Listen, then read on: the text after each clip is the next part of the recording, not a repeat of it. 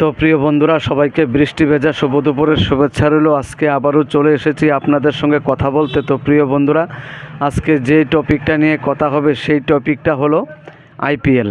সারা বিশ্ব জুড়ে যে আইপিএল চলছে, তো টি-20 ম্যাচ। তো প্রিয় বন্ধুরা, প্রত্যেকেরই একটা আলাদা আলাদা দল থাকে যার পছন্দের মতো। তো আমারও একটা পছন্দের দল, সেটা হলো মুম্বাই ইন্ডিয়ান্স। তো মুম্বাই ইন্ডিয়ান্স প্রত্যেক বছরই হার এবং জিতের মধ্যে খেলা শুরু করে। তো প্রিয় বন্ধুরা, এই বছরই প্রথম যে মুম্বাই ইন্ডিয়ান্স প্রথম খেলতে শুরু করেছে,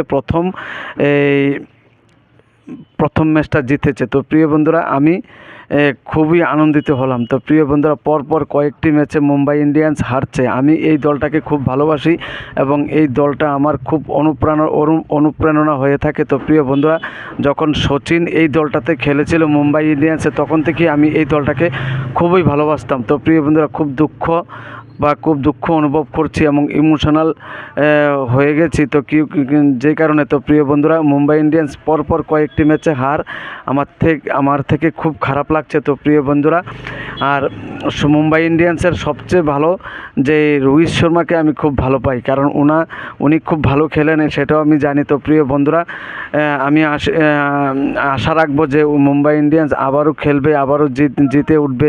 তো প্রিয় বন্ধুরা, সবাই ভালো থাকবেন, সুখে থাকবেন। সবাইকে শুভ দুপুরের শুভেচ্ছা রইল।